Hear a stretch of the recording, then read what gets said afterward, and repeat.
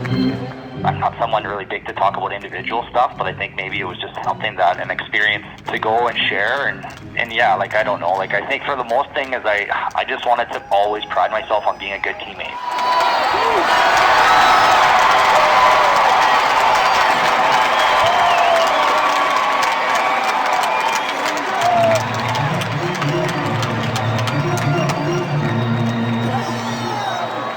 Welcome to episode 168 of Alberta Dugout Stories, the podcast. I'm Joe McFarland. Jason Chatwood has seemingly become Mr. Baseball across Central Alberta. He's the lead instructor and coach at St. Joseph High School Academy in Red Deer. He does some scouting with the Arizona Diamondbacks, and he's the head coach of the WCBL Sylvan Lake Gulls. Chatwood isn't that far removed from playing the game either. Growing up in Innisfail, he played all over the province and even represented Alberta before a very successful college career at Colby and then NCAA Division I Gonzaga University, which is where he got his first taste of coaching and mentoring. We recently sat down to talk about his baseball journey, the challenges of wearing so many different hats, and the importance of family, which starts with his wife Heather, who was a softball standout and a member of Canada's national team. Jason, thanks so much for joining us here on the podcast. Yeah, absolutely. I appreciate you taking the time to chat with me. Let's start off talking about growing up in Innisfail and how you got into baseball. What was the scene like at that time, and maybe who was instrumental in getting you into the game in the first place? Yeah, I don't know. I think like growing up in Innisfail was like it kind of like it always has been like big time baseball community. So growing up, that's just kind of what we did. I think everyone played baseball and everyone played hockey, and obviously like for me personally, like I grew up like big time in a baseball family, so we were lots of times I remember like even when my parents if they were done playing competitively and they were playing slow pitch, I remember like at a very young age packing up the camper and spending the week out camping and being a slow pitch tournament and waiting for their game to be done so we could get out there and play catch and run around and get to play. So but yeah, my grandpa and his brother were big into baseball, and obviously my cousin Dwayne Lawler growing up. So it's pretty easy to fall into that joy and interest when you kind of grow up and you're around it. Did you fall in love with it right away, or was it an acquired taste, even if it was something that was passed down generation to generation? No, yeah, I was hooked. I was hooked at a very young age. Yeah, there was. I don't know what it was, but it was just. Yeah, for as long as I can remember, I loved it. Lots of kids go into it because it's fun. Do you remember the moment when you realized that there might be a little bit more to it? Like maybe you had a shot at doing something with this sport? Yeah, I don't know. Like I think I was at a younger age. I knew I always wanted to play at a high level, like at a very high level. And then there came a point when I started to come in and I tried out for the AAA teams in Red Deer. My first year Bantam, I think I made it as a first year and had a good year. And then, I think I just kind of kept growing and tried out for the Team Alberta teams and was able to make those. And then I think at one point I made, there was a U16 team for Western Canada games and I made it. And then there was also a Canada Cup team the same year. And I was happy to get the invite to that team because I was an underage, and then having to make that team, I think there was only 3 of us that made it as an underage. I think that's kind of when it set in that, there's going to be a good chance that I was able to compare myself with guys from across the country and see where they're at as well. So I think that's kind of where it kind of set in, and then it was obviously your focus changed to for myself what I was hoping and wanting to do after high school. Were you a multi-sport player growing up, or were you a guy who was dead set on baseball right from the get? No, I played everything, and obviously I don't like to sound like I'm old, but like the academies and the opportunities and options for kids now that wasn't around when I was growing up. So it was very seasonal. So fall we played volleyball in school, and then it was big time hockey focused, and then I played badminton, and then all of a sudden once badminton was over, it was the snow was melting, and then it was baseball season. And my brother and I would go in the old gym in Innisfail. We get up and go to school early so we could play catch and stuff like that. But obviously a lot has changed. A lot has changed since I was in school. Well, and you mentioned and segued really well into it, is the scene is so much different now than it was even just a few short years ago. You have those connections now where you can show off your talent on social media as an example. So how was it that you were able to get noticed by Colby in the first place? Well, actually, it was my grade 12 year. There was a showcase trip that was getting planned from a group in the Edmonton area. I think it was like St. Albert area, and I want to say like it was out of Terra Pines. So it's kind of like Dan Lajoie, Sheen Bromley were organizing a kind of a showcase trip down south. So that was something that I kind of wanted to do, and I had been talking to some schools the summer before that at the Canada Cup. I had started to get some calls and interest for some schools. So Matt Dixon at the time actually was the assistant coach at Colby, and he was originally from the Edmonton area, and he had coached against me a little bit in high school before he went down. So when I went down on the showcase, obviously one of the trips was Colby, and you know, had a good showing, and I think he maybe had to sell me a little bit originally to Coach Carter because, you know, obviously very undersized, and so, but ended up having a good workout and things. You know, I was able to have multiple options from that trip, and obviously everything aligned and things worked out for a reason, and I was extremely happy that I decided to go to Colby. And obviously you spent a couple of years there. Any favorite memories or experiences that you had in your time there? Yeah, I mean, like playing wise, I remember our freshman year was, you know, it still stings to talk about. We lost in the region championship to go to the College World Series, so that was, you know, as far as they've ever made it, and we kind of we got hot at the right time, and it was you know a couple of weeks of ball in that playoff mode where it was so much fun going to the park, and you just, you know, all of a sudden once it was over, you didn't really know how to react because you never thought it was going to end. So. But yeah, I ended up, you know, I think some of the memories there is you're in Colby, Kansas, and I know that, like, you know, but now there's a lot of guys from Canada in our area that have been able to experience Colby, and there's not a lot there as far as the community, but it's a special place, and it just, you know, the guys become family, and Coach Carter, and, you know, you're part of that school and community, and it's just, you kind of grow a bond that's pretty special. So yeah, I would say obviously there's a lot of relationships with guys that I was close with there, and was able to have some success and play on some really good teams that we had a lot of success as teams as well. So it was a pretty special time down in Colby. How cool is it to be able to continue that relationship all these years later? Like you mentioned, there's all these Alberta guys who end up in Colby and have gone to Colby over the years, and you've probably had some special relationships with some of those players down the line as well. Yeah, you know, and I think it's kind of, like you said, it is something special, and everyone kind of has something in common. So even guys that you maybe don't necessarily, you know of, right? But you kind of you follow them and you cheer for them when they're down there because you want those guys, especially, you know, you want them to have success, and then it's special to see those Canadians, and even more so special when those Alberta guys go down there and have success. So, you know, I was fortunate last summer, even coaching with the Gulls, like you've seen some kids that, you know, you maybe never had met before in person, but you kind of know of each other because you have that connection of, we both played there at Colby, obviously at different times, but it was cool to connect with a lot of guys in that way, and yeah, you cheer for them. You cheer for them when you're down there, and you have that support, and I think that's, you know, that's one special thing about Colby and the culture that Coach Carter has created is it kind of turns into a little bit of a family. Mm-hmm. From there, you head to Gonzaga, and again, all the accolades thrown your way during your time there. Over the course of your post-secondary career, what are you most proud of?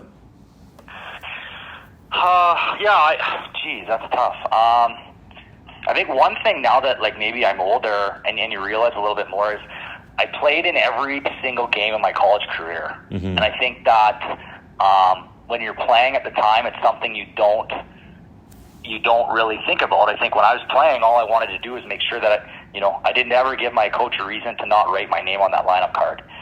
And then, you know, now when you look back and you kind of realize that, geez, you know, when you have that many consecutive games, and fortunate too, right? Fortunate to not have an injury or something happened to keep me out of the lineup. But yeah, like as far as like individual stuff, I'm most proud of. Obviously, I was able to have a couple records at Colby, and I think recently my wife and I got individual stuff as far as we both got nominated in the Hall of Fame, and to share that with her was something that was really, really special.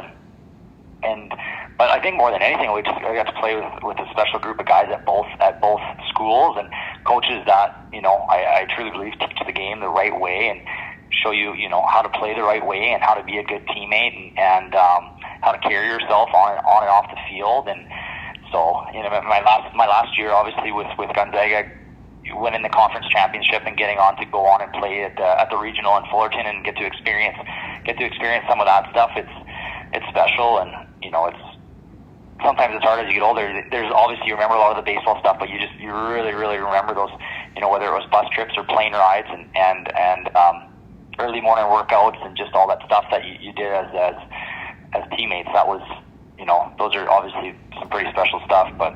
Mm-hmm. You mentioned the Colby Hall of Fame thing, and I wanted to get into that as well. As how weird was that, getting that phone call saying, "Oh, by the way, can you come down for a weekend?"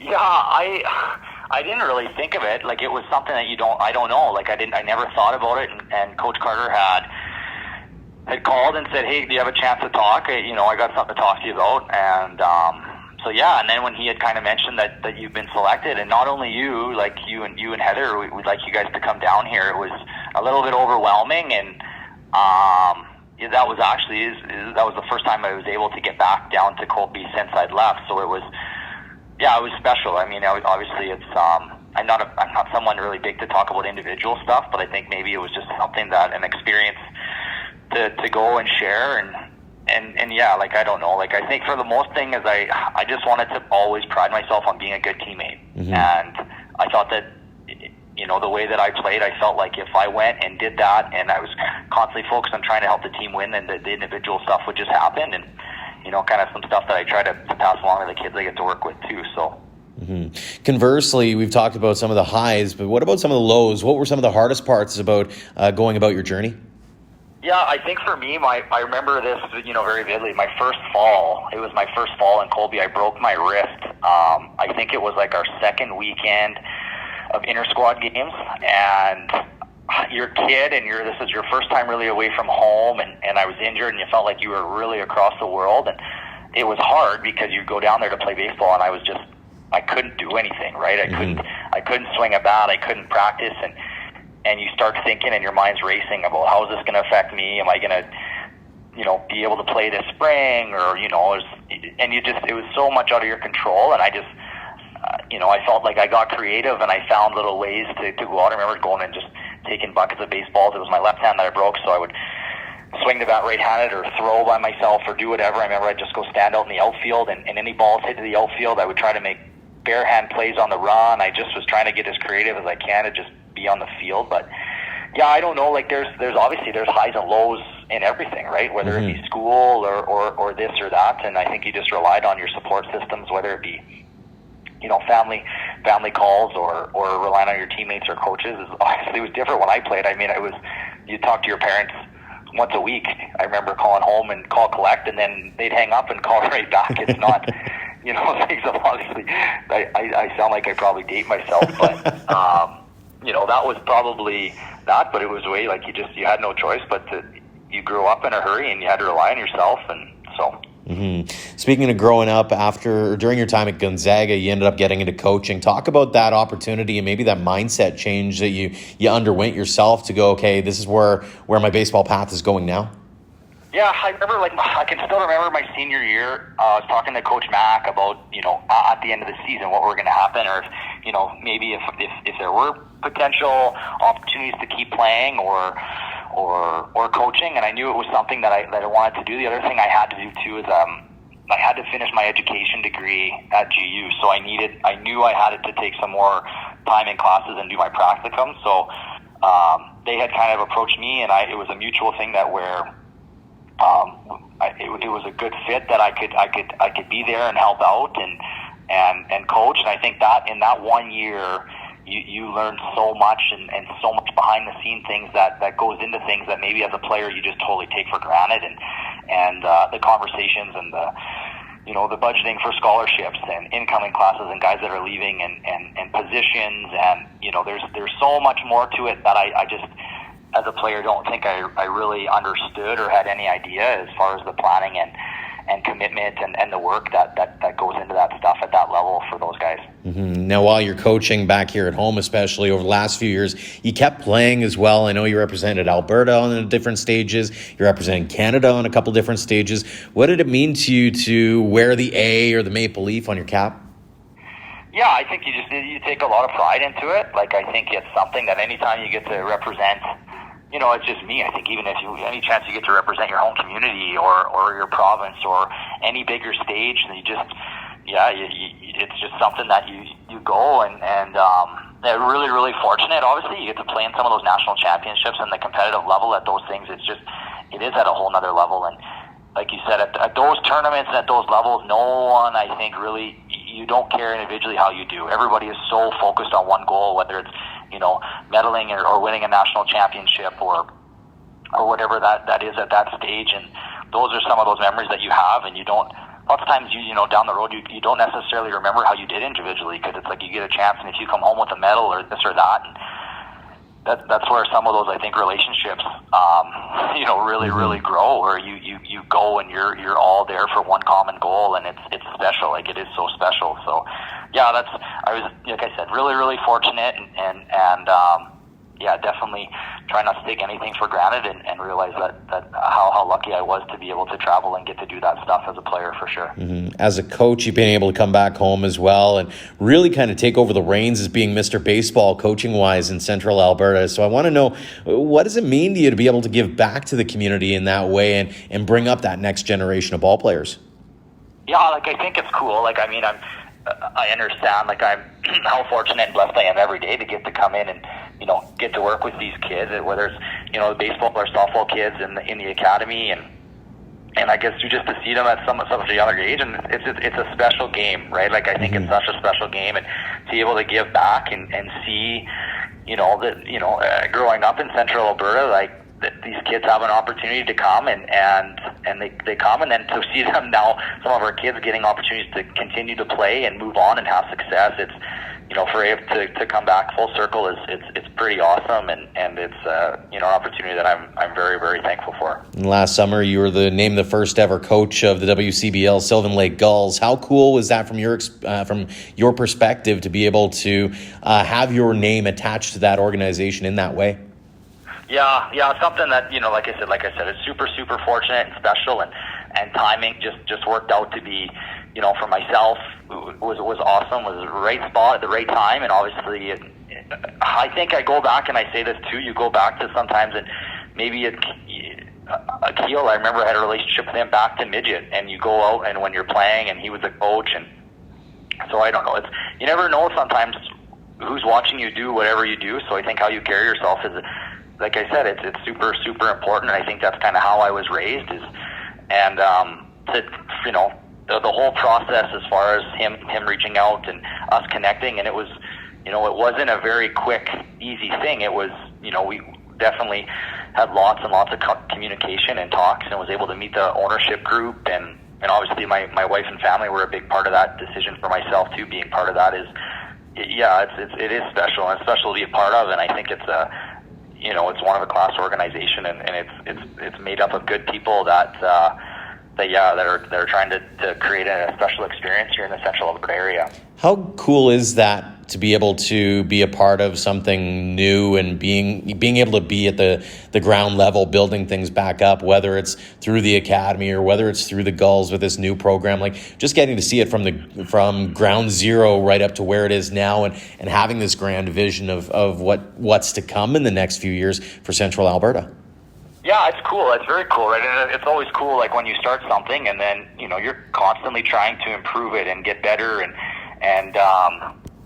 hold yourself accountable, right? Like that's the big thing too, is like holding yourself accountable to continue to grow and get better at what you're doing. So as far as like on the academy piece, to see what, where we started 4 years ago to where we are now, to seeing, these players and these teams in their associations, whether it be Red Deer or Central Alberta, both baseball and softball, going on to have success at the provincial level is awesome. And then obviously those individuals that are going on to, get opportunities to go play and do this and that, I think it is pretty special. And I think it's trying to create a culture and for that piece. And then, obviously it is our goal here in the academy is player development. It's totally player development. We want to develop these players into, good players and good people, but also I truly believe that like player development is player driven.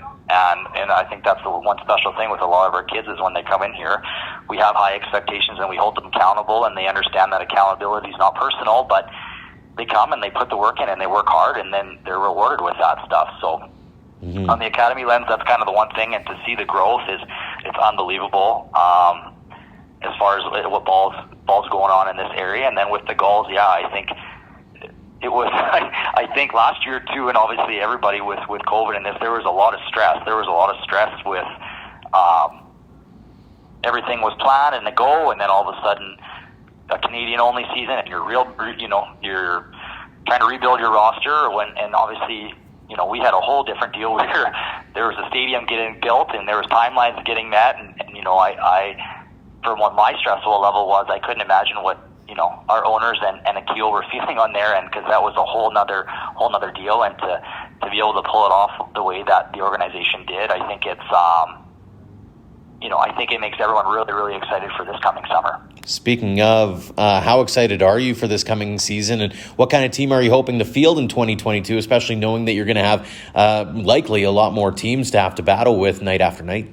Yeah, I think last summer was awesome. I think it was like, for us as an organization, it was perfect. I think we got a little bit of a chance to kind of get our feet under ourselves and understand what a game day is like, or a travel schedule, or busing and this and that, and players and host families. There's so many things that go into it, and then obviously I think this summer, we're as far as a venue and stadium, they've been still working out there constantly to improve it, and I think it's going to be pretty well finalized by this summer with the scoreboard and the suites and the change rooms, and obviously the concessions and all that stuff. That's going to be completed. And then as far as player piece and league wise, it's going to be awesome to have all the teams back in the league and get to experience playing against everybody. And then obviously I think as far as our team, I feel like we're going to be very, very versatile and guys that can play multiple positions and quite deep on the mound as well. So I think that's the big thing is, we're not going to have to rely too heavily on one or two guys. I think we're going to have a well-rounded group that everyone's going to be able to contribute. Now, like I said, you wear a whole bunch of different hats in Central Alberta, and I'm curious, how do you manage to make sure nothing falls off your radar? Yeah, I don't know. Like I think for me, right, like you're wearing multiple hats and multiple things. I think for me, the biggest thing, right, is I have to make sure that I'm wearing like my husband and father hat first, right? And that to me, like I gotta make sure that I take care of my own team and making sure that everything is good there. And I'm so fortunate for the support system I have, with my wife and my kids and my family. But yeah, I think it's just time management and making sure that I'm holding myself accountable. And the other thing too is I need to make sure that being able to ask for help when I need it. And like with the academy here, in no way is it just me. Like we have our school admin that is so supportive, and our division, and getting to work. Scott Murray's our director, and we have Terry and Scott, Dwayne. Like we have such a big Taylor and Ethan obviously helping out a ton, and there's so many. Amanda, I'm sorry if I miss anybody, but we have a lot of coaches that that are really, really good at what they're doing. So I think that my job a lot of time too is to let them be good at what they're doing and go do it. So I think it's hard. I think it's hard, but it's also just you got to just manage it and do the best that you can. I love that you started off that answer with talking about being a husband and a father first, and I wanted to get into that aspect of it because, as you mentioned, your wife's also known pretty well for her involvement in the game, and I wonder what's it like being able to mix that home and work life together and have that camaraderie. Yeah, it's special. Like I think for me too, and obviously, like she gets it, right? Like she understands it, and like obviously her career is what she's been able to accomplish, at the collegiate level, and obviously playing for the national team for so many years is you have a support piece where I have someone that I can turn to talk to at times when things are really good, or I can run stuff by her or opinions by her, and she gets it on that point. And then two, obviously, like our two boys, they put things into perspective, and I think that's the one thing for me more than anything at times, and is you need a perspective, right? Whether it's like in the summer in a Gulls game, whether you have a tough loss or this or that, and they just want to run the bases regardless, right? And I think that's something too that for me is special, is being able to go home and just be at home and be with them. And so, they look at you as, they don't look at you any different whether you win or lose. And I think that sometimes that, like, it makes things easier getting home, whether, like you said, I can't get too high or too low, because I got to make sure that I'm dad when I'm there. I have to laugh a little bit because if anybody follows me on Instagram especially, I post pictures of my little boy, and this weekend he got to go check out a Hitman game and see Dad in action as a game day host, and it meant the world to me to be able to share in that moment, and even just to come up and say hi, and knowing full well that he's, as soon as he hears my voice on the PA system, that he's looking for Dad kind of thing. And so from you're getting to do that kind of thing from a managerial level, from a coaching level. Is there pressure that you're going to be exerting on your kids at all to maybe try the game of baseball at all, or are they already into it, or how do they feel about the game? Yeah, it's funny. Like, obviously, like I said, we want our boys to do whatever they want to do and have success in whatever they want to do. And last summer it was, they're still very young. Like, our oldest turned 6, and one's going to turn 4 here in the fall. But I felt like bringing them to Gulls games, it was a totally different experience, and they just, they maybe initiated a little bit more. They wanted to play catch in the backyard or try to go hit the ball or do this or that. And I think the other thing too is, like, it maybe wasn't even necessarily me, like them being around the guys. Like, they just love being around the guys, and the guys were so good with them. There was a couple practices I bring them to, or they'd always, when them and my wife would come to games, they'd come down and, whether it be stand with me at O Canada or, give all the guys high fives before the game or whatever it is. That I think that, some of that times they see that, and then all of a sudden there's a kid zone during the game and they just want to go play and hit it. So, yeah, I mean, there'll be no pressure, but, obviously you'd hope that they like the game, but if they don't, they don't, and that's part of it. Our oldest here is, we have early mornings hockey already with him, and he seems to be really enjoying that. So it's a lot of fun, but yeah, I would say that, it changed their perspective going to see it, and, Sully the Goalie's a huge hit in our house. Couple of more questions for you here, Jason. First off, you've accomplished a lot, seen a lot over the course of your career, and now you're molding those young hearts and minds. What's your number one piece of advice for kids just starting out on their own baseball journeys as you look back on your own?